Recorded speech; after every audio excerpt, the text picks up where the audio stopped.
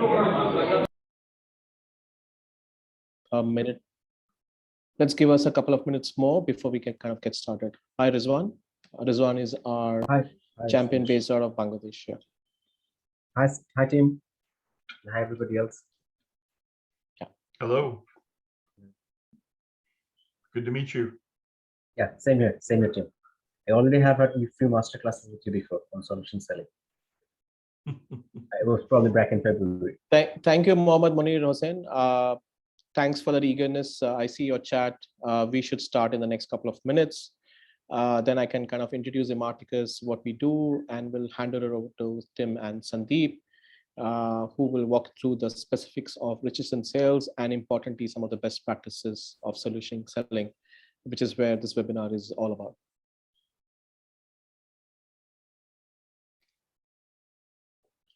Rizwan, should we wait for a couple of minutes more, or you let us know when we can get started, right? We have 21 attendees so far. Let's wait for five more minutes. Let's start at 5 past 3. I think that will be good enough. All right.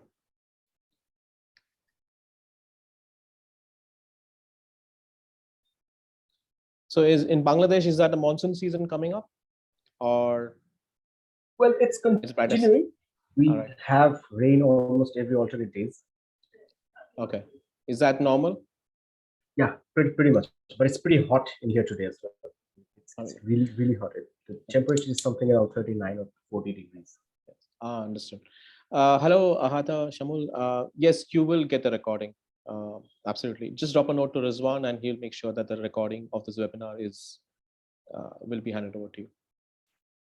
Well, the people who has participated already, I'll be getting their mailing addresses. So once I have the recordings, I will send out all the recordings to all the people who have attended today, and also the people who could not because of the time constraints. So you will get a chance to see all the recordings and have go through. Sure. Tim, early morning for you, or it's midnight for you? It is 5 a.m., so it's not too bad. You're an early morning person always. It's amazing that how you have this passion to come to these webinars at any odd time. So much appreciated. I love it. So thanks for the opportunity. Yeah. Thank you for giving us the time. So Tim, I think Bangladesh.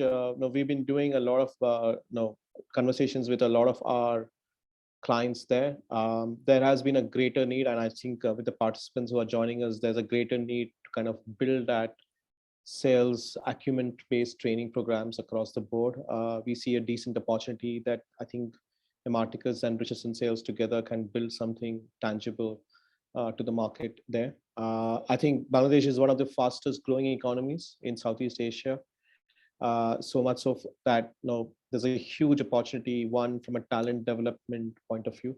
A lot of aspirational professionals in Bangladesh are looking to upgrade themselves to make this their own profiles better, but importantly, there's a greater thrust in Bangladesh to kind of make that market more conducive, more appealing to international players like us. So I think this is a great opportunity for us as well as yourself to kind of understand what Bangladesh is all about. And importantly, I'm sure there will be a lot of questions, Q&A coming from the participants that will help us further understand the nuances that we can help them. Very good. I'm excited about the potential and very pleased to be here. Happy to take your questions. Absolutely. I mean, it's great. There's a good participant list coming in. Just a quick note. Any questions you can always put up in chat. We'll ensure that every question is answered. And at the same time, please raise your hands in case you want to voice out any of the questions, and it would be great to get your feedback as well. So without, I think, further ado, I think, Rizwan, we can get started. Is that okay with you? Yeah, we can get started. All right, excellent. Good afternoon, everyone. This is Suresh Rao. I'm from Imarticus Learning.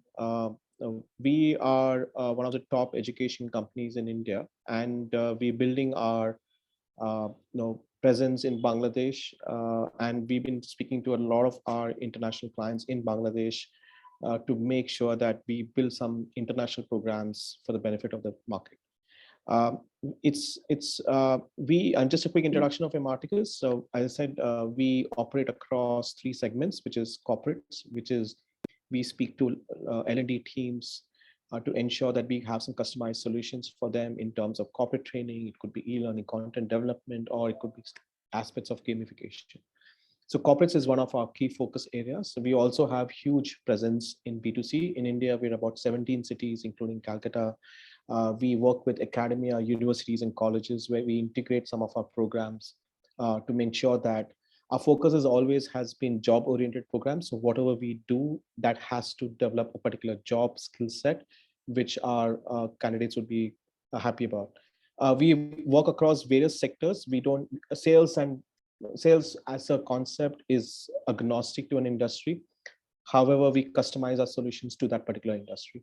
So sales from a banking and financial services, or it could be consulting, it could be retail, or for that matter, it could be a startup. So we kind of focus on that. Our delivery mechanisms has always been online for the last 3 years because of COVID. Of course, we are very interested to fly out our experts and trainers out in the market to do some specific classroom delivery.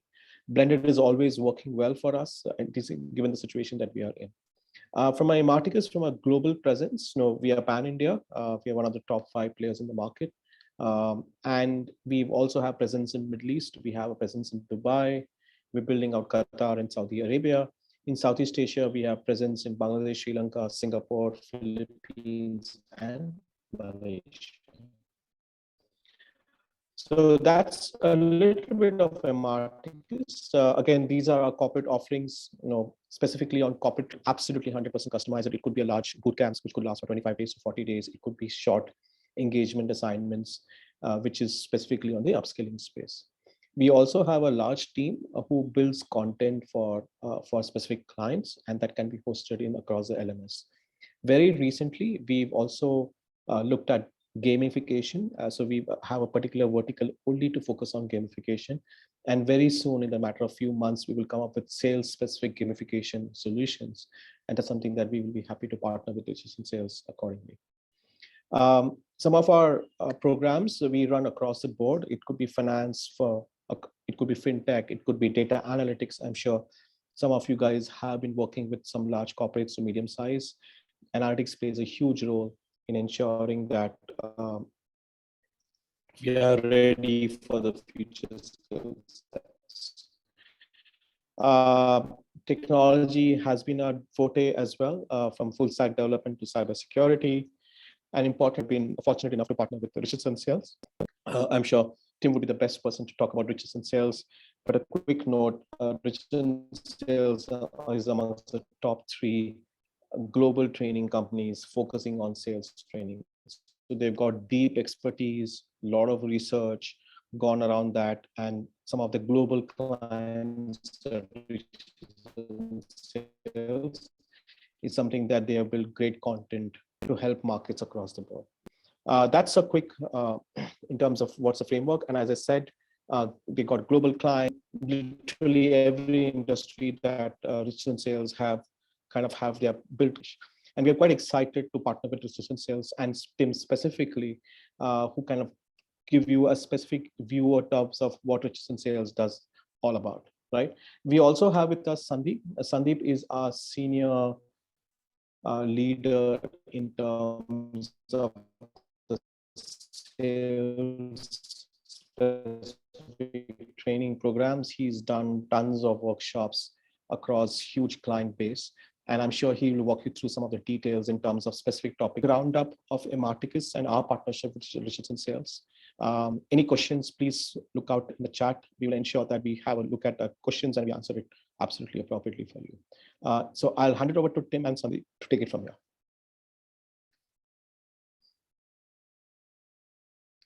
Tim, sorry, you're on mute if you're not. Yeah. There we go. That's much better. Thank you very much, Suresh, for that kind introduction, and welcome everyone to this masterclass on solution selling. My name is Tim Sullivan. I am the Vice President of Business Development for Richardson Sales Performance, and we're a proud partner of Imarticus Learning. My colleague today, Sandeep Mitra. Sandeep, would you like to briefly introduce yourself? Yeah, welcome everyone. Assalamu alaikum. I am associated with Richardson as one of the empowerment consultant and trainer, and of course, come with a lot of experience working across industries, different companies, based out of Kolkata. And I have been to Bangladesh, of course, on a training assignment very recently, about 3-4 years back, when I spent about 6 months there working with Ernst Young project on ICT, Bangladesh government department. Over to you. Okay. Thank you, Sandeep. And what I'd like to do in the next hour or so is introduce you to some of the essential principles and some of the methods and techniques for engaging with customers that have modern expectations of salespeople. The expectations of buyers all over the world have changed fairly dramatically as a result of COVID and supply chain issues and the current environment. And solution selling is a mindset or a philosophy that salespeople can use to align effectively with today's buyers. As a result, people who embrace and use solution selling principles are able to sell much more in this very competitive market. It's also very adaptable to different cultures and different kinds of organizations all over the world. So I'm very pleased to be bringing to you in this masterclass some essential principles of solution selling. Let me share my screen here and we can take a look at that in more detail. All right, there we are. Okay. Sandeep, if you could verify that we're seeing the title screen in total. Yes, Excellent. Yeah. Okay. Let me start first with a bit of a story. One of our clients that embraced solution selling was a technology firm, a global technology firm operating all over the world, and they were having a lot of difficulty in attaining their expected sales numbers. For example, many of their customers, even after a fairly long evaluation, would simply stop responding. They called that they went dark on them. They stopped to engaging with them. In fact, they saw an increase in the number of organizations that were engaging in this behavior. They were going through a fairly detailed evaluation and then just not responding anymore. In fact, they saw in 1 year a 28% increase in those kinds of rather disturbing opportunities. They also found that they had very splintered sales processes. They did not have a clear definition as to what good customer engagement by the sales team should look like. And so as a result, it was very difficult to manage. And they had, as a result of that, a very inconsistent use of sales resources. They were bringing in people at all different times of the purchase process or the customer evaluation. It was not a very efficient way to use the resources that they had in their organization. And increased numbers of competitors were entering their market and beginning to take some of their market share. So they saw a lot of threatening signs from other competitors who were starting to take some business away from them. So they reached out to us and asked, well, what can we do about this? And we implemented the solution selling principles that we'll be describing to you today. And in less than a year after implementing these principles, which they called the solution selling launch, they saw some very dramatic improvements. For example, the number of organizations that went dark or stopped talking to them went down to less than 15%. And they're continuing to make progress on that today. The number of opportunities also increased, and the number of opportunities with new customers, their deals or their opportunities increased by 18% because they were able to prescribe broader sets of their portfolio of capabilities. And overall, their opportunities increased by more than 19%. So when you see a dramatic increase in the number and the size of opportunities, it obviously had a very positive impact on their sales pipeline and their sales results. They were able to standardize how they engaged with customers, and that drove down their cost of sales because they were using their internal resources much more effectively. And their managers could also manage and coach the team more effectively. In other words, they had a standard of what good looked like, a standard of excellence that they could use as a benchmark to coach their salespeople and help improve their skills overall over time. And they also saw an increase in the number of wins against those new competitors. So their overall win rate improved by more than 10% within that year. So they were becoming much more competitive and winning more business. So solution selling has a dramatic improvement on organizations that embrace them. And in this particular case, this organization, after 1 year, after engaging with us and implementing solution selling, they grew the business so well that they were then acquired. They became a very attractive acquisition candidate. And so they did not expect to be in a position to have an exit strategy for the owners, but that was greatly accelerated. So this was a great success for them. And you can have similar kinds of successes by embracing solution selling principles. There are 7 things that we would like to talk to you about today, which are the key concepts of a solution selling approach or a solution selling mindset. We're going to talk to you first about the principle of alignment with buyers, which is the core foundational principle of solution selling. We're going to give you some methods and techniques for stimulating buyer interest and curiosity to help create new opportunities. Sandeep will talk to you a little bit about consultative sales conversations, how to prepare and how to execute those conversations with customers in a way that feels good to the customer or the buyer, the way that that they see you as highly credible and one that they would be inclined to do more business with. We'll talk a little bit about accessing people with influence and authority, people who have the power to buy and make buying decisions. I'll talk a little bit about how you can collaborate with customers today. This is one of the expectations that modern customers and buyers have today, is the ability to collaborate with salespeople as experts and be able to then build an optimal solution together to co-create value in their organization. We'll also show you how solution sellers negotiate and close, where they're negotiating not only on price, but on equal exchanges of value that don't require a decrease in price and therefore help to improve margins. And then finally, Sandeep will talk to you a little bit about, based on these solution selling principles, how can sales professionals qualify opportunities to determine what to invest in, what activities to execute, and more importantly, when to withdraw from opportunities that don't have a good chance of winning business. Let's start first with buying process and sales alignment.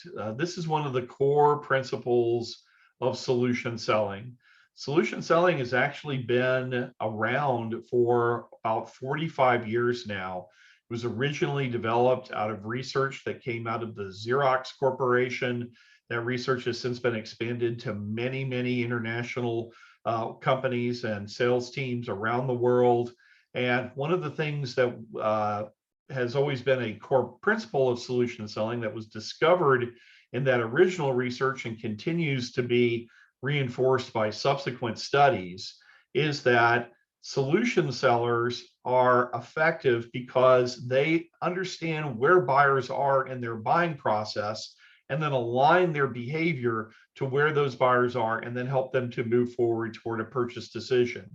And this is very different from behavior that we typically see from salespeople. Most sales professionals treat every opportunity and every customer the same, and they tend to be very product focused.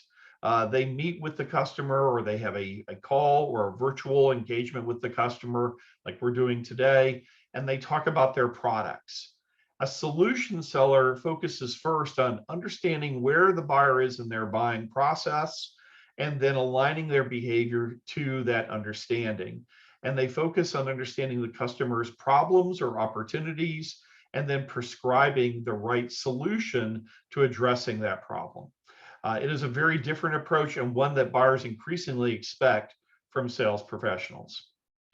Buyers today And this is especially true over the last 2 years. So some of these trends have been greatly accelerated as a result of the global pandemic. But buyers today want to guide themselves through their buying process. You may have heard of this thing called the internet, which we're all on right now. The internet does provide access to an unbelievable amount of information.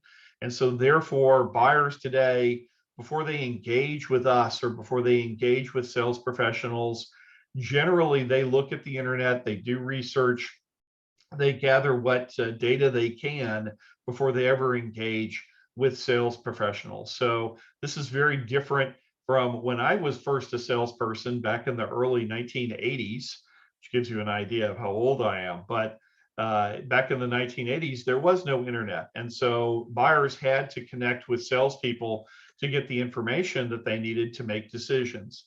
That's definitely not true today. Today, buyers can guide themselves through their buying process. They don't need salespeople to assist them through the buying process, especially at the early stages. They're very comfortable in using technology for research.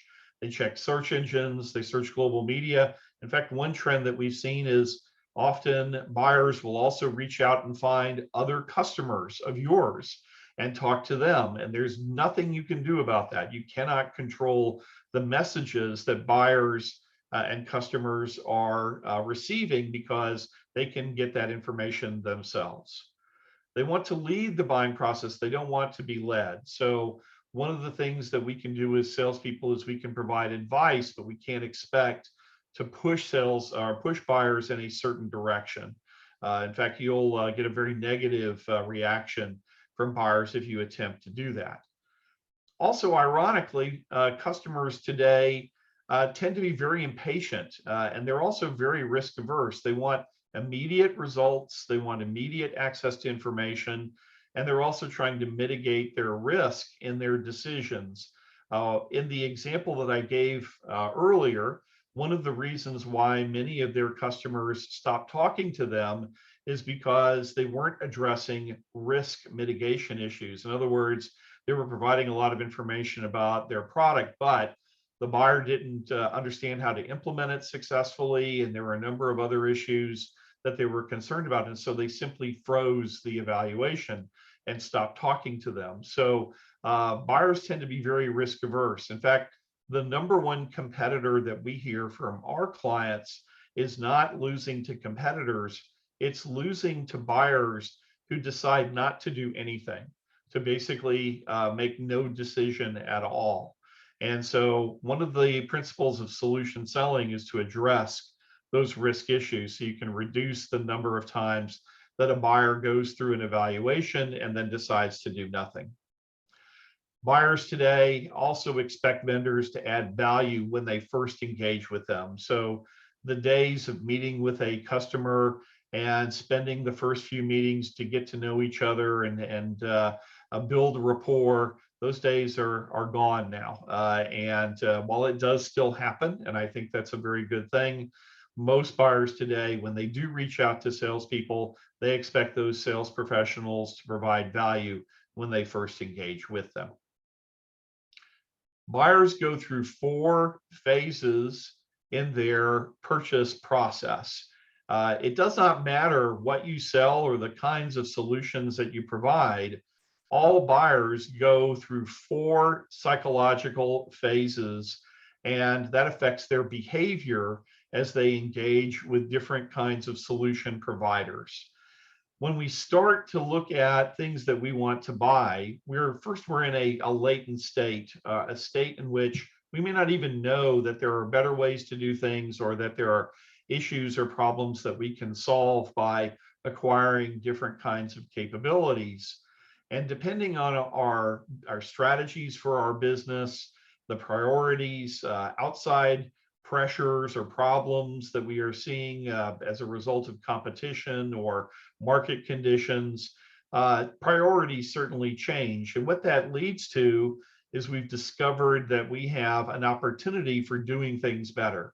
And if we don't do that, then that's going to have a negative impact on our organization. We call that negative impact a pain.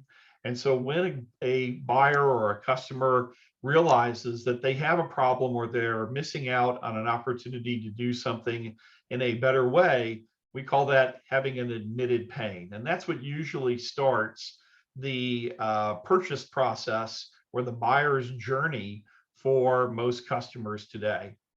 Once we identify the problem or issue that we want to solve, buyers then look at their needs. What do we need to solve this problem? What kinds of capabilities do we need to have in order to address this issue or to capitalize on this emerging opportunity? Next, they'll focus on the solution. Once we understand our needs, we'll move to the phase where we'll begin to evaluate alternatives and look at various solution providers. This is where most salespeople are invited to participate today. The vast majority of salespeople do not hear about new opportunities until the customers begin to evaluate various alternatives. In fact, there are numerous studies, and somewhere, depending on your industry, between 50 and 80% of opportunities are in phase 2, where the customers are evaluating different alternatives before they reach out to you and you hear about that new opportunity. Once we identify an optimal solution, then customers begin to look at price. Interestingly, price is really only a factor at the very beginning of an evaluation. In other words, we don't want to overinvest in capabilities that exceed the value of solving the problem. But when we're evaluating alternatives, price is really a less of a factor. In fact, many buyers will look at alternatives that they know they cannot afford because they want to make sure that they are doing good due diligence, or they might get some ideas that they might then want to incorporate into their own solution. If you're buying a house, for example, or an automobile, you might first then determine, well, what kind of house, how big a house, or how large a car, or what kind of capabilities do I want in that automobile to determine my needs. And then I might look at a variety of different alternatives. I might look at cars that I know that I can't afford, or I might look at houses that are a little bigger than I know are outside my budget. But that's okay, because it doesn't cost me really anything other than my time, and I may get some good ideas. So in the second phase of evaluating alternatives, buyers may look beyond just the immediate capabilities that they have discovered that they need. In the third phase, once we identify a solution or two that we think will address our needs, that is within the price range that we anticipate that we can afford, that represents a good value for solving that problem, then I look at evaluating risk as a buyer. And buyers here are looking at things like, am I getting the best price? But also, how do I implement this successfully? How does our organization need to change in order to acquire and install and use this solution successfully in the organization? What kind of guarantees can we have that this will produce the kinds of results that we hope to achieve, thereby making this expenditure worthwhile?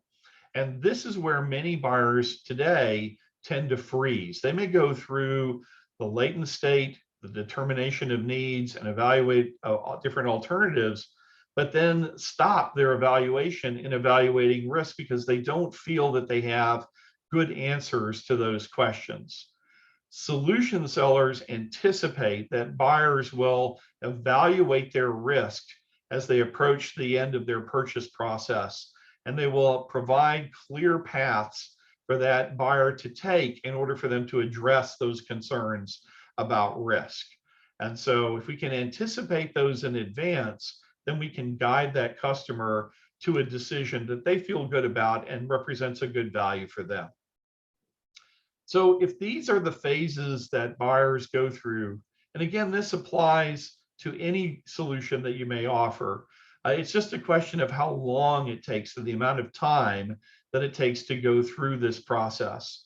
I mean, even if you want to buy a trivial item, from your local store, for example, and it may only take you a couple of minutes to go through the purchase process, we still go from a latent state to determining what do I need, evaluate the different alternatives, and then can I afford it? Is this a good value? And then make my decision.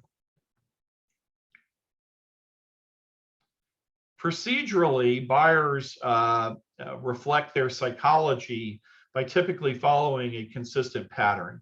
They would go from a not looking state, a latent state, to admitting that they have a pain and beginning to look for various alternatives for determining their needs. They'll then build a list of customer requirements that they're looking to fulfill. And then they will evaluate different alternatives before making their decision. The organization that gets there first, frankly, that helps to influence their customer requirements may have the best chance of winning the business. In fact, we find that the earlier in the process that you can engage with customers, the higher the chances of winning the business. Our research shows that if you engage in phase 1, where they're determining their needs, as opposed to phase 2, you can win up to 85% of those opportunities, as opposed to about half or a little bit more than half if you engage in phase 2. So the earlier you engage with customers and this process, the more likely it is that they will purchase from you, because you're helping to influence their perception of the requirements. Those organizations that they also compare to their list of requirements, we call them column fodder. They typically don't win the business because they don't meet all of the requirements. And it is possible to win if you're vendor B or vendor C. But what that means is that you have to change the requirements to those elements that favor you. And this is one of the reasons why, as a solution seller, when we first engage with a potential buyer or potential customer, we try to understand where they are in this process or the buyer's journey, so that we can then determine what's the right behavior for us. Are we vendor A? Are we one of the first ones to arrive and to help influence their requirements? Or are we column fodder? Are we arriving later in the purchase process and therefore are at a competitive disadvantage? Right. So understanding where the buyer is in their buying journey, in their evaluation, can greatly affect how we then react to winning that business and to, frankly, providing the most value to that particular customer. I mentioned that buyers that we engage with who are at an early stage in their evaluation are most likely to buy from us. So the question, of course, is, do we wait for the customers to reach out to us where they're already in the second phase, where they're evaluating alternatives, where we're going to be compared, and we may not be the first organization there? Or is there a way for us to stimulate buyer interest and their curiosity so that we can engage with them earlier? How do we move them from a latent state where they don't even know that they have an issue or simply don't prioritize that, to one where they begin to think, yes, I have an admitted problem here, and let's look at different alternatives? How do we engage earlier? Well, in solution selling, we first recommend that salespeople, when they're doing research on different companies that they might want to sell to evaluate what their particular pains might be. And a pain, as I mentioned, is a problem, a critical business issue, or a potential missed opportunity for that particular company or organization. Pains are always negative. They're bad things that happen. If we don't take advantage of this opportunity, we will miss revenues. Or if we don't address this issue, our costs will continue to go up. Or we may lose people, or some other negative implication of that particular pain or problem. Also, pains are job specific. They typically relate to different individuals that are affected by that problem. And for those individuals, that pain is based on how they're measured, how they're motivated, and how they're recognized by their peers. So pain is not an abstract concept to an organization. Pain is very specific to individuals that have to deal with those problems. They tend to fall in 3 or 4 categories. A pain is something that is bad, that's increasing, like increasing operating costs. Something that is good, that is decreasing, like we're losing market share. Something that could be a potential problem down the road if we don't comply with that issue, such as a new government regulation. We may get fines in the future if we don't address those in the and deal with that issue right away, or a potential missed opportunity. If we don't engage in certain markets, we're going to miss the opportunity to grow or build new revenue. So if you're a solution seller, the first thing that you should do is do some research on potential target organizations and determine what potential pains might they have. And you can do that by doing some searches on the internet, reading the news, seeing what issues that they are addressing, and then also talking to the organization and having some diagnostic conversations to try and identify what pains or problems that we can solve or help to address and create more value for them, then focus my selling efforts there.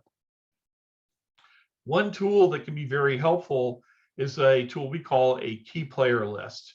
So if you think about the kinds of solutions that you offer and the kinds of people that you would ideally want to talk to in buying organizations, if you can construct a list of potential pains, which are problems or missed opportunities or business issues that we can help with our solutions, then that makes it a little bit easier for us to then do the research to find the potential pains that we can solve. Right. So here's an example for a manufacturing business of different kinds of pains that their solutions can address. And ideally, these are the kinds of individuals that we would want to talk to and the issues that we would want to ask about. For example, if I were speaking to a VP of sales or a chief sales officer here, I would want to ask questions or look for research that shows me that they're having problems with missing revenue targets or inaccurate revenue predictions, or they're not forecasting very accurately and they've missed their forecasts. If I have a solution, say, for example, a CRM system that I am selling, and I can address those issues with that technology, then that's a valid prospect for me. And that's where I would want to focus my discussion. Your list of key players and your potential pains obviously are going to be different than the example that I have here. But if you've not made a list of the target individuals inside organizations that you ideally would want to speak to, and the kinds of pains or critical business issues that you can solve with your solutions, then it's very hard to focus your prospecting and your sales conversations. The most powerful way that we have found and that our research continues to show to stimulate buyer interest is with a good story, a good result story. If you'll recall, at the beginning of this presentation, I gave you a story of a customer that was having problems in closing business and increasing competition and having a negative impact on their business. And they implemented solution selling and got good results. And I know that all of you, as you were listening to that story, you were thinking, well, if we do the same thing, what kind of impact would that have on us? Result stories or success stories are very powerful ways to stimulate interest and curiosity. And so we recommend using this format for conveying those kinds of result stories. If you can tell a story about people or key players in a similar role or industry and have similar issues or problems that they are trying to solve, and if you can give them a description of why those individuals were having those kinds of problems, the capabilities that you provided, notice that we're not talking about our product or service offering here, we're talking about what that capability does for them. And the most important thing, the kinds of business results that they achieved. And the more quantitative that you can make this, the better the result story will be. So we recommend building a number of result stories using this format so that as you're doing research and identifying individuals that you would want to speak to or stimulate interest, if you can then share result stories with them, say, hey, we've dealt with people who are in similar industries as you, that had similar kinds of issues, here's what we did for them, and these were the results, then that makes it a lot easier for that particular buyer to say, yes, I have that problem too, or I have something very similar, and perhaps you might be able to help me, and this is what it would mean for my organization. So the result story is the best way to stimulate early customer interest and to demonstrate your credibility. Let me turn it over now to Sandeep, and he can tell you a little bit more about once we identify a prospect or a potential buyer, we stimulated their curiosity. How do we then engage with them in a consultative way that aligns with what their expectations are for interactions with a sales professional? Sandeep? Thanks, team. And he has covered some very important concepts, and obviously, these are, as you can understand, it's a masterclass. In the real workshop, we go much more into details around all of these. Just to make this session more interactive, I will encourage all the participants to please ask questions. You can raise your hand, or like in the chat box, you can type out your question, and we'll be happy to answer those. So yeah, taking on from where Tim left off, that we have been able to stimulate buyer interest, and we have also done some preparation through research, etc., to get the prospective client interested enough to start engaging with us, right? By the way, I am Bengali. তো আপনারা যদি বাংলায় প্রশ্ন করতে চান সেটাও করতে পারেন, কোনো অসুবিধা নেই। ওকে, আচ্ছা, right. So now that we have just imagine that, okay, you have landed your first meeting and the first call with a prospect. So this slide, as you see, keeping the end in mind, borrowing from Stephen Covey's famous book on the 7 habits of highly effective people. One of the things is, Stephen Covey had mentioned about start with the end in mind. And it's so important that, especially when as salespeople, we realize after we come out from a meeting or a call that, we could have done better. And why that feeling happens is because we do not cover all these 7 things, or we are not keeping that in mind, as at the end in mind, as the objective that we need to achieve while we are doing the sales conversation. So let's go through this checklist. While the customer may not follow this, in this particular order, but all the 7 points are important. So let's look at them one by one. The first one is the client admitting a pain or articulating the pain. Is it business critical? Now, please remember, like we discussed earlier, that pain is unique to each stakeholder or key player, and it is different from those of others. We will cover how the pain of each key player in an organization is interrelated later during this session. The second point, have we been able to establish the reason for the pain? And have we been able to quantify the impact of the pain? That's also very important, because once the customer, you ask those questions, the customer also thinks, and he's also able to visualize that how much it's going to impact in case he doesn't have a good solution. The third, what all capabilities are needed to address the reason of the pain. The fourth, value that we bring to the table, and of course the compelling reason to act. A lot many times we have seen that the customer agrees that there is value, but until we actually call out that like Tim was saying, that there is a lot of opportunities lost due to inaction. So when the client is understanding the value and yet not moving to the solution, so it is on us as consultative salespeople to also bring out that how we can inspire them to change and adopt the new solution. So that's a compelling reason to act. Is the client agreeing to explore and collaborate with you? That's the next point, which is also very important. Will he give access to the decision maker or the person to establish value and capabilities to address the pain? And finally, what would be the next steps that you would suggest to move the sale forward? Okay, so if these are our goals, it is obvious that we should do proper pre-call planning to decide where the customer is in the buying cycle, and hence what we'll be expecting from you, how to proceed with the call, what the objective should be, and how we may want to achieve those objectives. Now, to prepare effectively for a sales conversation, we need to develop what is called situational fluency. Situational fluency is the application of relevant skills, knowledge, and behavior or attitude to have a powerful buyer-aligned sales conversation.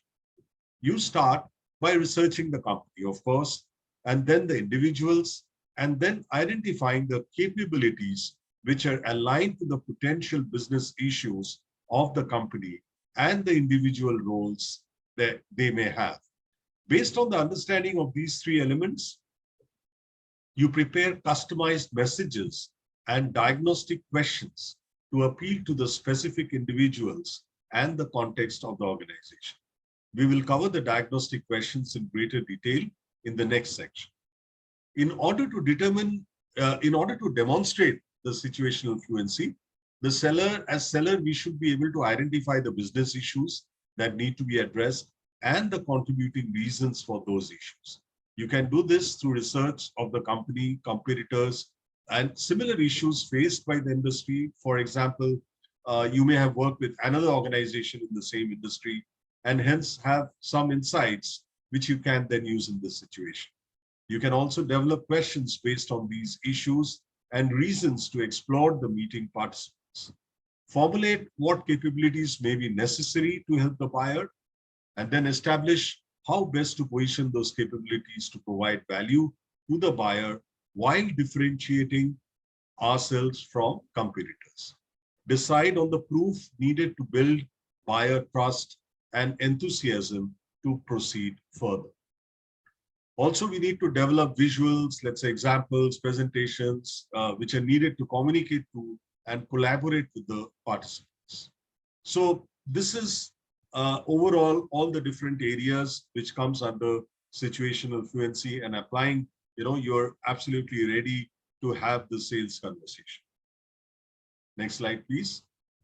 So now that we are ready to have our buyer-aligned sales conversation, if you look at it, there are three parts. The first is the opening, and then a discussion and agreement on the buying vision, and finally the decision-making structure and collaboration on the next steps.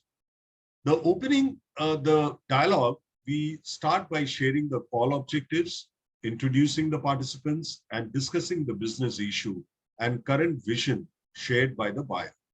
In the second part, we discuss and agree on the buying vision through a diagnostic conversation to explore the pain, the reasons for the pain, and capabilities required for the buying vision. Now, as you see, this is entirely customer-centric. Everything that we are doing is looking at the customer and then preparing our conversation. So finally, we decide that decision-making process and the collaboration plan. We will look at what is a collaboration plan later during this presentation and the next steps. So the second and third steps will be covered in more detail in the subsequent section. Right now, let's spend a minute or two on the first step of how to open the sales conversation. Now, some of the common meeting objectives include proving sellers' credibility, meeting or gaining access to key buyer influencers and decision makers, exploring buyers' business issues and potential solution vision, positioning the seller's differentiated capabilities and value, and gaining agreement on next steps to move the opportunity forward. To initiate the discussion on business issue, we can share a client result story, as we have already seen, which establishes their credibility aligned to the potential. While the client may or may not agree to the potential pain, what this does is that it opens him up to share his pain and admit a critical business issue and the current vision.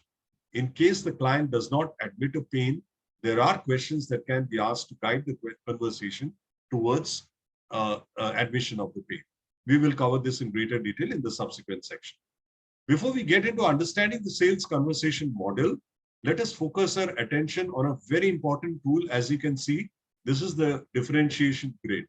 Now, why it is important is because we are not operating in an isolated world. There are competitors. They also have capabilities. So it is important to know that what is of value to the customer and which is also unique in terms of our capability. So as you see on the left-hand side, This is from the software solution, sales automation software solution.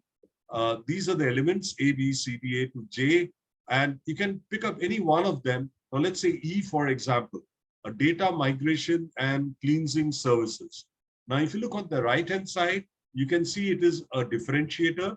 Why? Because there is some uniqueness in our capabilities, and also there is a lot of value that the customer gives on this particular solution component. Now, if you take in contrast, let's say something like a G. Now, if you look at G, G is a commodity. Now, what is a commodity is something which both us as a service provider and the competition is also able to provide. Hence, there it is not unique, even though there is some value that the customer sees, but it's where there's a tough fight. So it's better not to position on that unless the customer actually calls it out. So the beauty of this tool is that you can focus on the real differentiators and on the top right quadrant as you see them, and prepare questions which will lead the sales conversation to address the pain areas and reasons which can be addressed by these capabilities. Okay, now in today's competitive environment, differentiators quickly move from something unique to something which all competitors offer. The first time, if you take a cell phone, let's say, for example, Samsung brings in something or iPhone brings in something, and you will find that over a few months, the competition has also started offering that. So you need to think beyond just products and features to other areas. Let's say in terms of your organization, your expertise, could be people, your partners, service support. So all these are also elements where you can differentiate. Yes, Tim. We can move to the next slide. So having with that kind of preparation and knowing all the differentiators, we are now ready to move into the sales conversation. Now, if you look, this is essentially the second part of the buyer-aligned conversation. This is the framework which is intended to help foster a collaborative sales conversation between a buyer and seller. So we start from the red box at the top, which is talking about the pain. We have already identified the pain. Here, the premise is the buyer has shared a high priority business issue.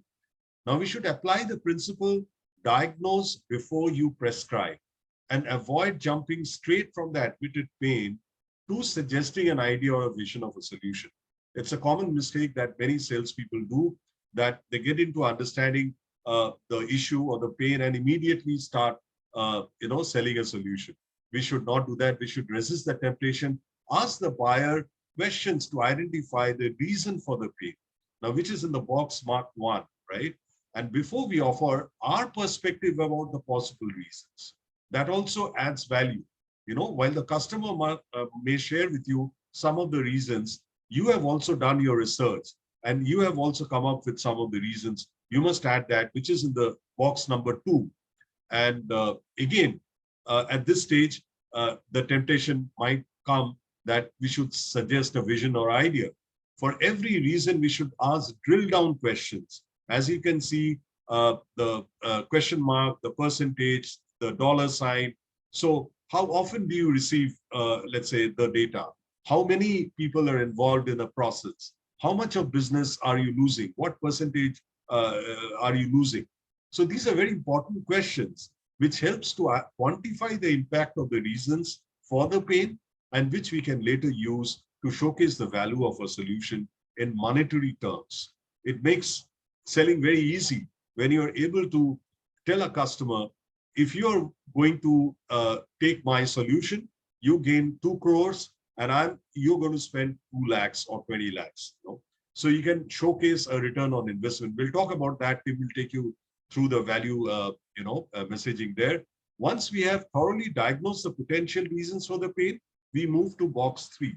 And there we summarize and confirm a joint perspective on it by asking, is this correct? We ask a checking question just to ensure that we are aligned, the buyer is aligned to what we are discussing.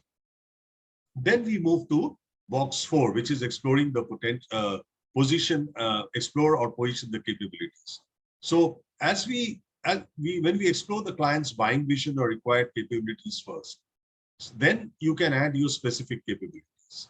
Remember the differentiators that we spoke about earlier.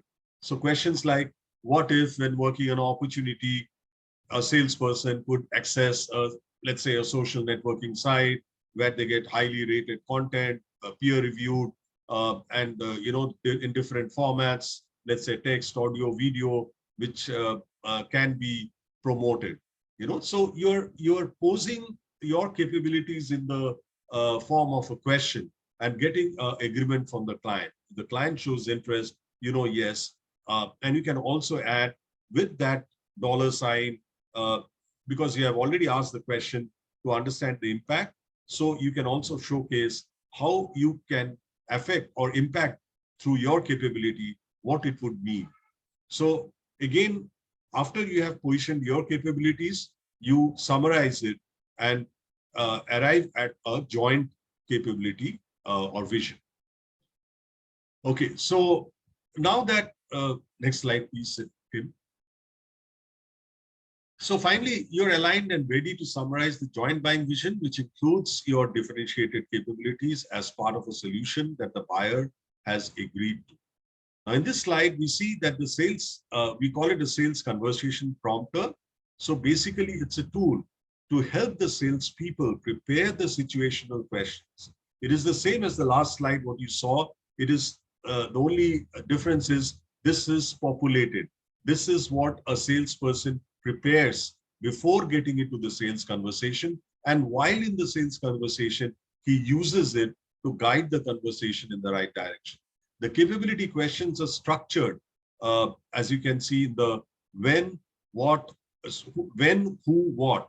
So when, and all these examples, if you look at it, it starts with when something is happening, who is doing that person, what is he able to do or achieve.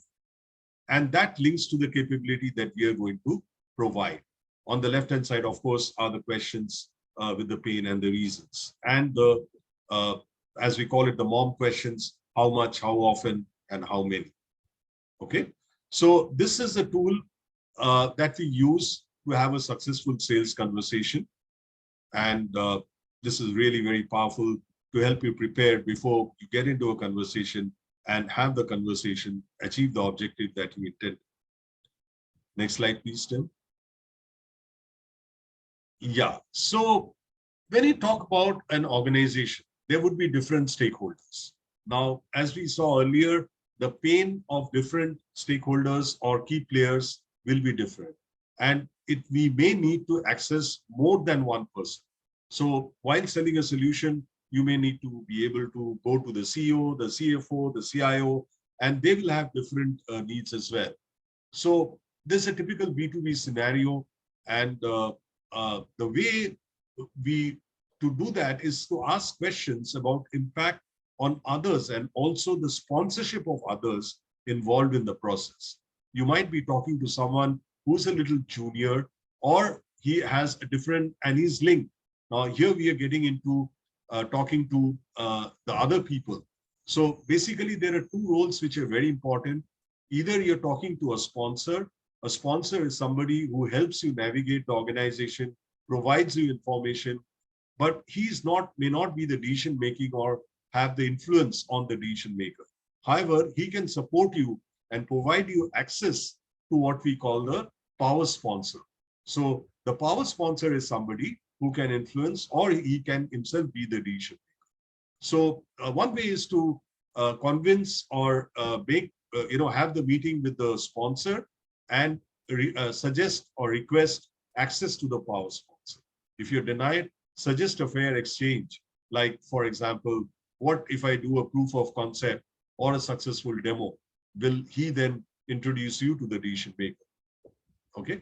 Now, looking at the next slide, that the pains of different, we have discussed this earlier, the pains of different key players are interrelated.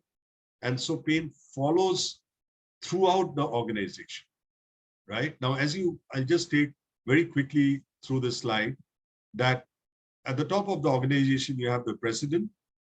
And if you look closely, the pain is declining margins. And there are two reasons which are given, which is missing revenue targets and increasing operating costs. Now, the next in the hierarchy could be a vice president sales. And if you look closely, the pain of vice president sales missing revenue targets is the reason of the precedent's pain, which was declining margins, right? So that is what we mean by a pain chain. And this flows through the organization, even at the level, the person who's reporting to VP sales. Let's look at the sales operating manager, and you find that inaccurate critical sales data is the sales operation manager's pain, which is the reason for the VP sales pain, right? So the reason of the pain of one key player can be the pain of the other key player. So a pain chain helps sellers determine the potential targets in the buyer organization, what their role in the organization might be, and the business issues sellers should focus sales conversations on. You must talk about the right pain to the right key player. If you are not going to do that, chances of your success will be adversely impacted. It may also help sellers differentiate themselves from their competitors by demonstrating your understanding of the buyer's business, because to prepare this and discuss this shows that you are really used your situational fluency well, right?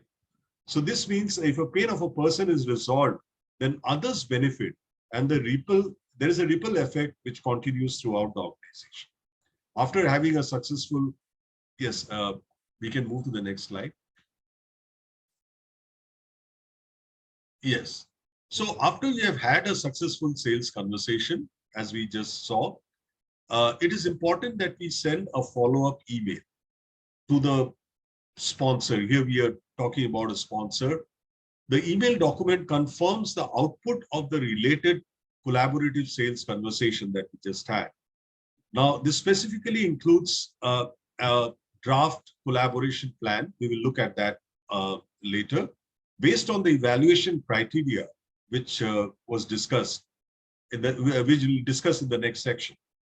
In this email, what we cover is the power sponsor's pain and the reasons for the pain, the capabilities needed, the potential value and/or compelling reason to act, and the organizational impact. So this is also very important. If you don't link it to the organizational impact, it helps to carry this, because this mail will be forwarded internally within the organization and possibly to a senior person for whom the organization impact makes a lot of sense. Agreement to explore further, which is the next steps, and like we said, the draft collaboration. Okay, so this is again a very powerful communication, and when this email goes and the sponsor responds to it, then you know that yes, you're aligned, you have moved the sale to the next step. Okay. Now I'll hand it over to Tim to take us through the next session. Thank you, Sandeep. So what we are trying to emphasize here is that solution selling is all about understanding the buyer where they are and then aligning our behavior, our meetings, our questions, our dialogues with them in a way that directly addresses their pain. It's a very customer-centric approach, as Sandeep mentioned. And one of the things that our research has found in recent years is that when buyers reach out to us or connect with us, they're expecting sellers to be able to provide their own perspective, their own insights, so that they can help to improve the quality of the solutions that the buyer is looking to acquire. In other words, they're looking for salespeople who can collaborate effectively with them. The sales dialogue model that we shared with you is a way to ensure that you're having collaborative conversations with potential buyers. But once you meet with someone who has power, that is, they have high influence and authority and can influence the making of the decision, we then recommend that sellers compile what we call a collaboration plan. There are a number of steps that buying organizations need to go through as they're evaluating different solutions. And depending on the complexity and the strategic value of those solutions, those steps can be many or they can be few. I'm showing you an example here of a fairly complex solution for an IT capability. And so there are a number of key players that are involved in a number of different activities that the customer needs to go through in order to address their risks.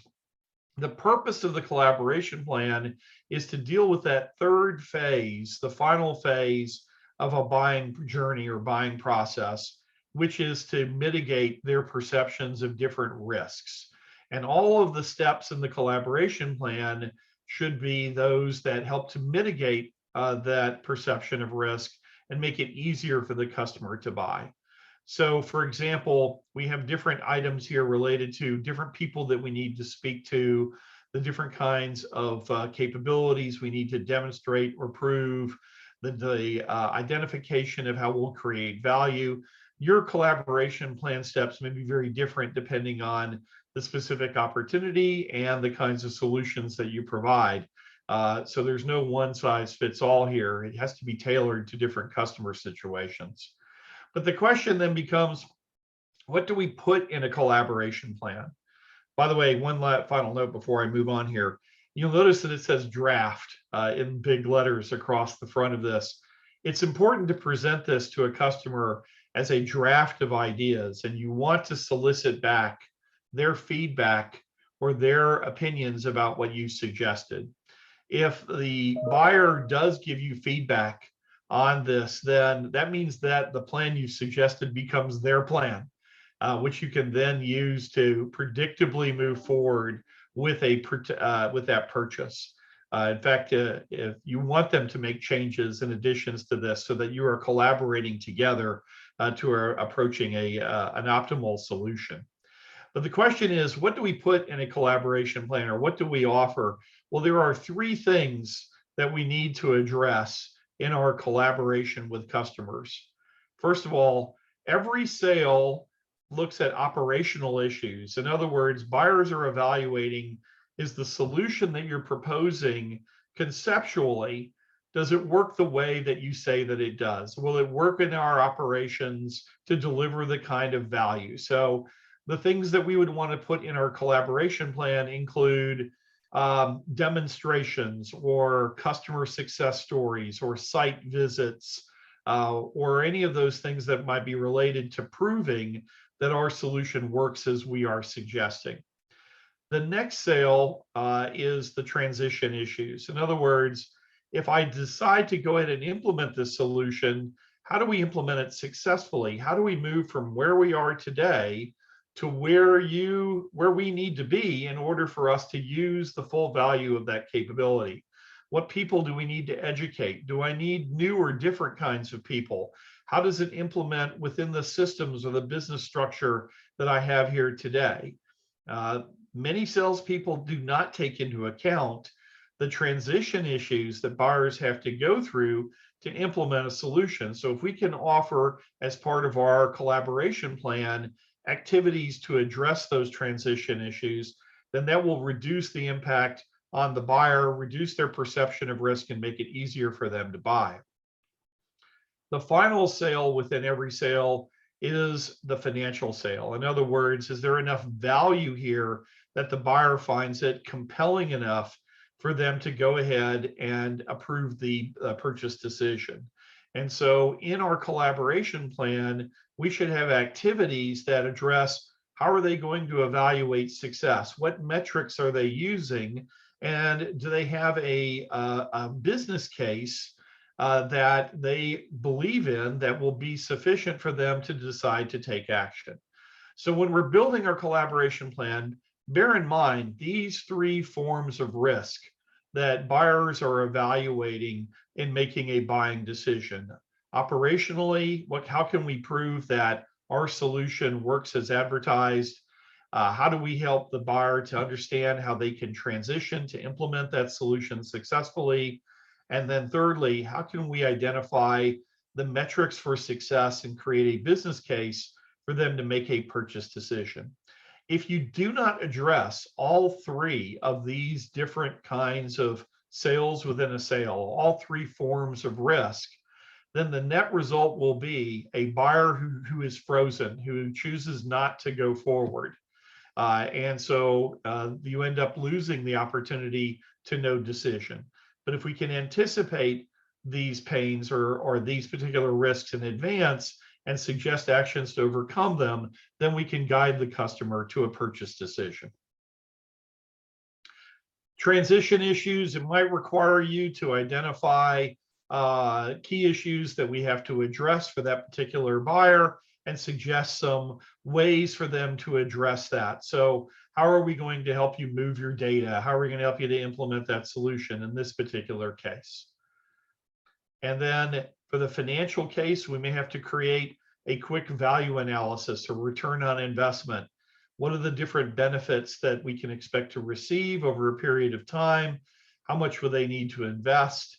And therefore, what's the net value? And if we can talk to different people in the organization and I get an idea of the scope of the problems that we're addressing, those MOM questions that Sandeep talked about, how many, how often, how much, then we can use that to create a business case with the customer to overcome their perception of is there sufficient value and can we use that to go forward with a purchase decision.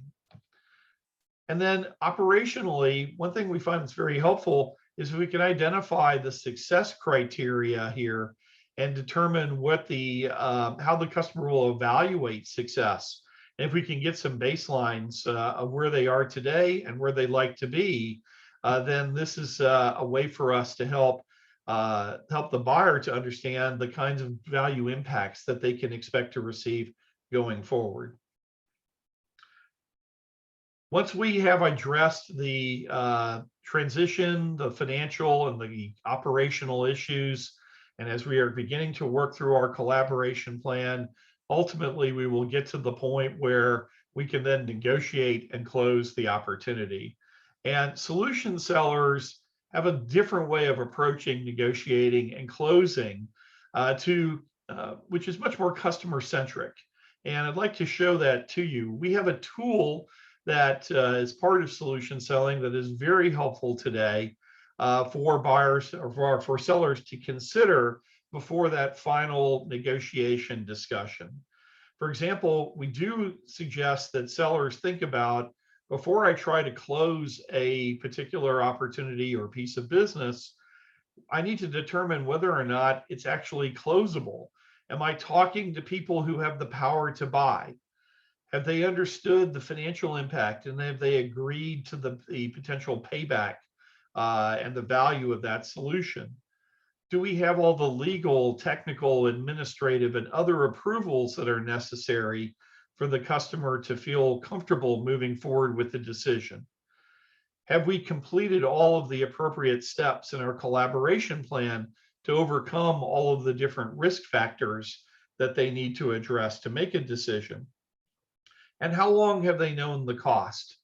You don't want to reveal the cost in the final negotiation decision. It's good to be able to provide that to a buyer in advance so that they can socialize that internally, do their own value calculations, and be ready to understand the potential impact of the solutions relative to the amount of expenditure that they're planning to make.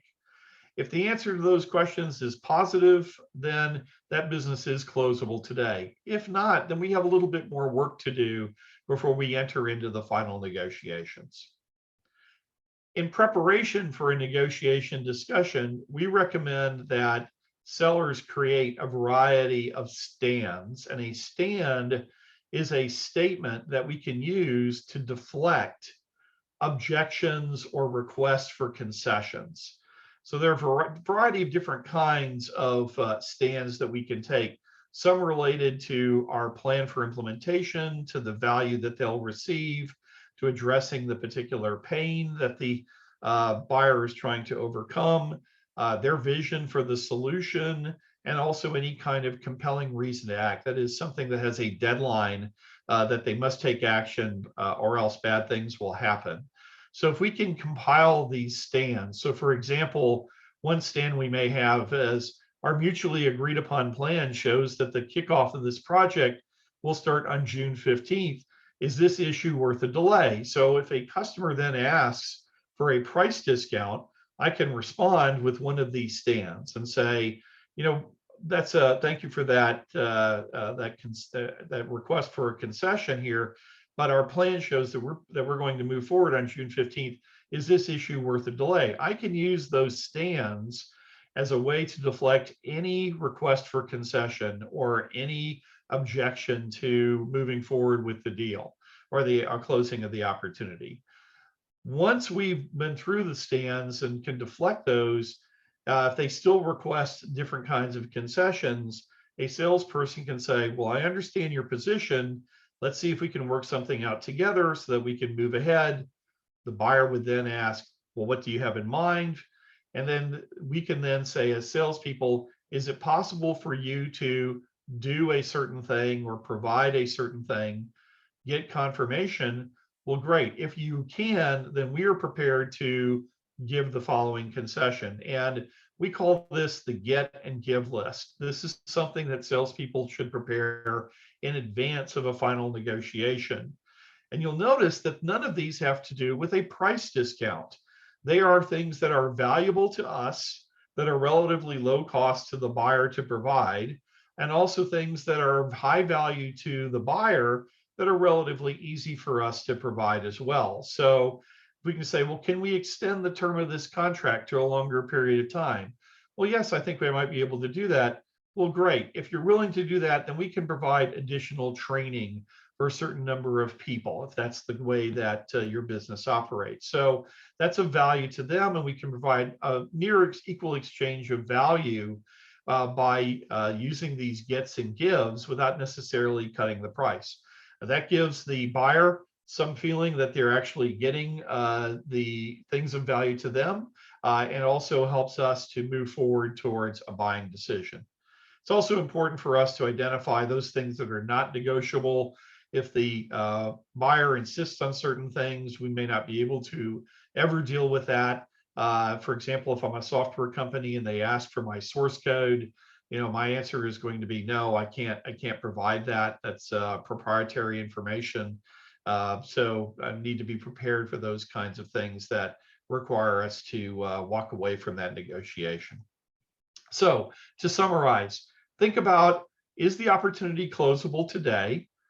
Secondly, prepare the stands that you can use to deflect requests for concessions, and also prepare equal exchanges of value or concessions that you're willing to make in exchange for things that you would like the customer to do for you that don't involve necessarily discounting the price. And that will help you to prepare for much more effective negotiations. Tim, there's yeah, thanks, Tim. Yeah, there's a very good question which has come up. I thought let's discuss it in the group. So if you look at the chat, it's there, the last question.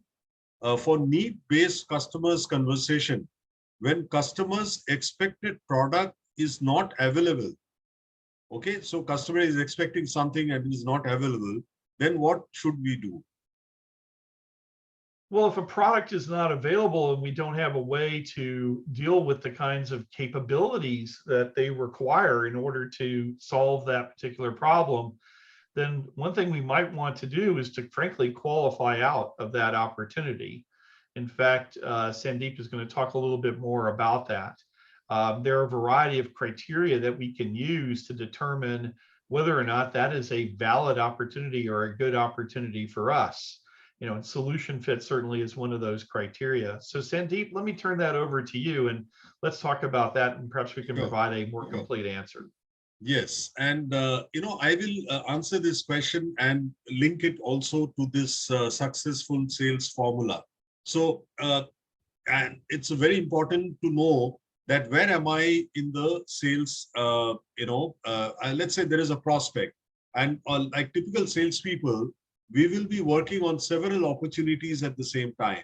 Sometimes it becomes a little difficult to decide which one to prioritize and what should be a course of action, you know, the next course of action.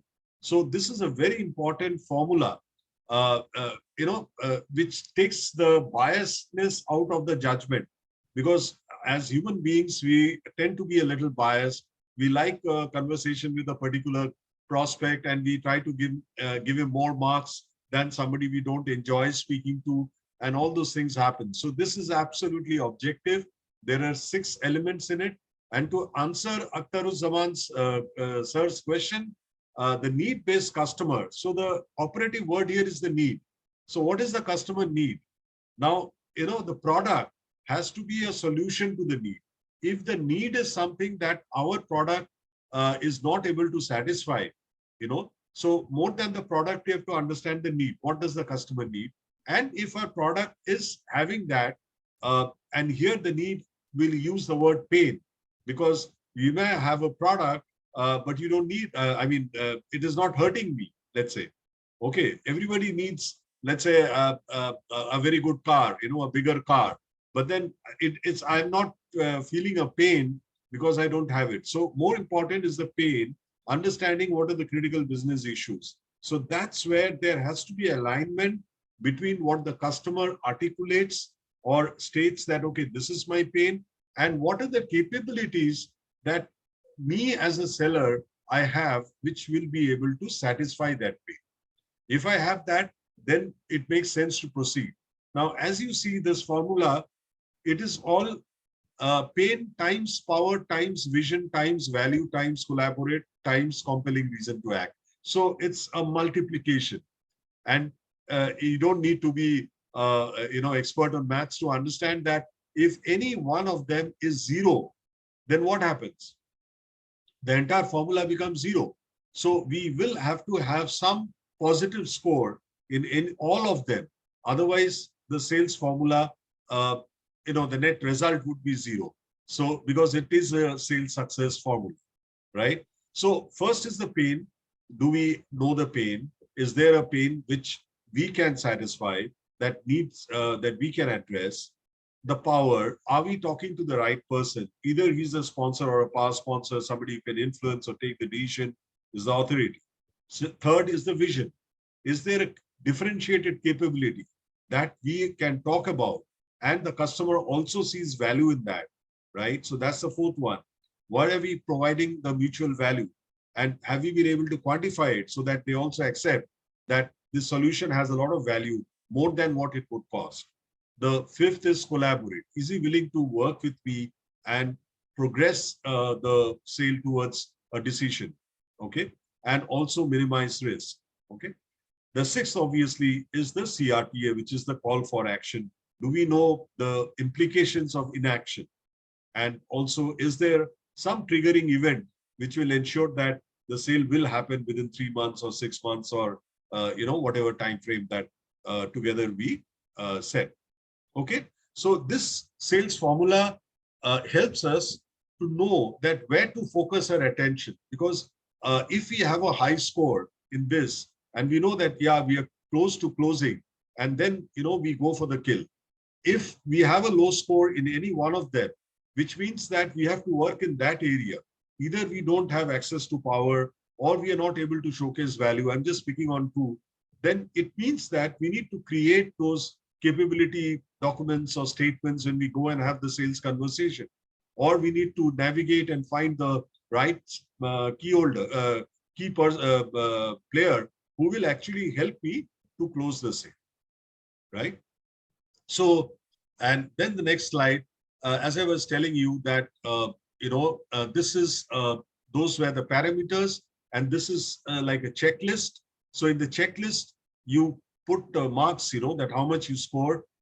You can score a 2 or a 3 or a 4, depending on where you are in your discussion with the client. So if the power has admitted the pain or missed opportunity, it's a 4. And if the power has agreed that, yeah, this is the pain and the reason, then it's a 5. So it's a very fine difference. However, the whole objective is to get all the 6 elements moved to a 5.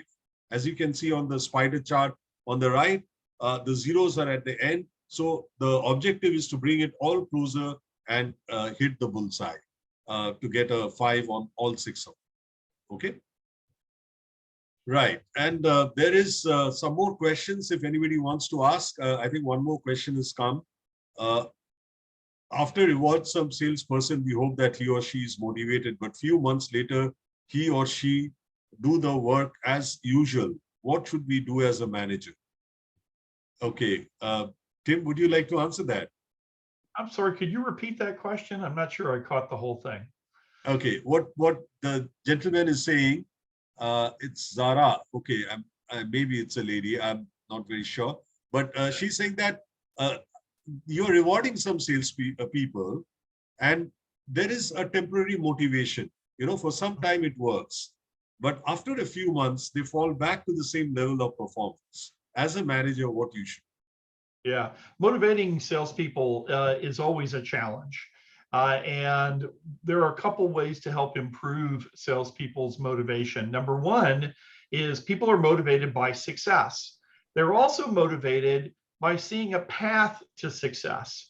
If I don't believe that I can win a business, or if I don't believe that I can achieve my goals, or I don't have a clear understanding of how to get or to that goal, then I'm going to give up, or I'm going to certainly be less motivated. One of the nice things about embracing a solution selling approach is that I have a clear set of behaviors that I can use to increase my success or chances of success in winning business with the customer. So as managers, if you adopt the solution selling principles that we described today, aligning with buyers by understanding where they are, doing the analysis to try to understand what their pains are, using success stories to stimulate their interest, helping them to diagnose their particular pains with a good consultative dialogue, collaborating with them to address all of the issues that they need to mitigate their risk and make a buying decision, and then preparing for and negotiating a final close in a way that's going to feel good to the customer. All that while I'm evaluating or reevaluating and qualifying the opportunity using the successful sales formula. If I understand those principles, then as a salesperson, I have a clear path of what I need to do to enhance my chances of success. So as a manager, I would recommend two things to help improve motivation. Number one, provide those standards of excellence so that all of your sales team understand what they need to do in order to succeed. And then you can use that as a benchmark of excellence that you can use to coach and develop your team. The second thing is, as you're evaluating different opportunities, use the successful sales formula to preserve the most valuable resource that all of your salespeople have. Their most valuable resource is their time. If they can focus more of their time on opportunities that they have a better chance of winning, and get out of opportunities that they have a lower chance of winning, or maybe no chance at all, because you don't offer that capability, or you don't have a good solution, or you can't differentiate, or any of the variety of criteria that we described, then they're going to be focused on more productive activity. And that's much more motivating than just spending time in opportunities where I don't have a good chance of winning. So those are two things that I recommend. Establish a standard of excellence, and we recommend solution selling principles for that, and then qualifying opportunities so that they can invest their time where they can have a better chance of achieving their goals and objectives. Okay. Thanks, Tim. And I would like to add that, there's no one size fits all kind of a policy that you can apply across the board to motivate salespeople. Different people are motivated through different ways. And it also, one should be cognizant of the environment. Performance depends on the environment and the behavior. So it's a complicated thing, So different people, you have to apply different ways and see that, what really helps. Right. Any other questions? Anybody? I think we just got a minute, maybe. Okay. I think we're getting very good. Yeah, there is one more question in the Q&A tab. So if you could see that. Okay. No, I see the best policy. That was the last question. So I just answered that. There's one in the Q&A tab. I'll just repeat the question, what it says. The question is like this: while identifying the pain, VP sales pain might not be the same with the CFOs and the VP finances. So how do we collaborate with the different influencers in the buying process? Yes, I see that. It's a pretty interesting question. Yeah, I'd like to address that, and Sandeep, I'd like to hear your comments as well. So when Sandeep showed the pain chain, right? You're absolutely correct. The principle, pain is personal, right? Pain is determined by how each individual is measured and rewarded and evaluated by their peers. So as I'm speaking to different potential players in the buying decision, then I'm really addressing different pains, right? So when we're identifying pains of individuals that we need to align with in order to get them to move forward as a group towards a purchase decision, then I really need to understand how like in your example, the chief financial officer or the VP of finance are going to have very different pains than say the VP of sales. So my conversation and the questions that I will ask need to relate directly to that particular pain. And using a tool like the pain chain or the key player list that we showed earlier gives me a bit of a head start on what the pains are. And then I can ask questions to validate those and focus my conversation on those issues that we know we can create the greatest value for each of those individuals. It's not the same conversation with every individual in a buying organization because their pains are going to vary depending on what role they're playing in the organization. Sandeep, what do you think? Yeah, you're absolutely right. Asking those questions and also highlighting those capabilities or the way we present the solution. So if it is a VP finance, I would talk more about the ROI and the return on the investment. You know, he needs to see positive cash flow or increase in profitability.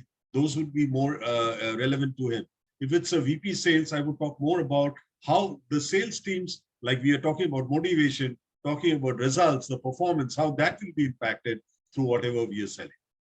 Right. Right. Yes. Any other question? I think that was it.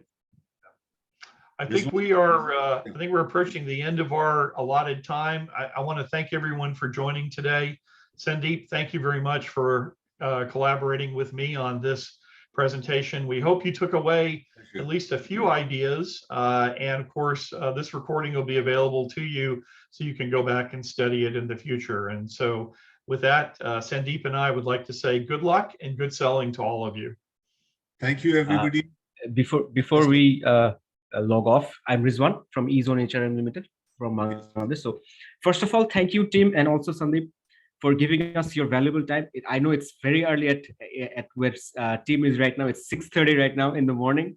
But thank you very much. Thank you very much for addressing this to us. And also, I believe the participants who are here today had a good understanding of how solution selling would work, and also take out some of the knowledges and also use it in their own organizations. And adding to that, I will be sending you all the recording that I get from team as soon as possible.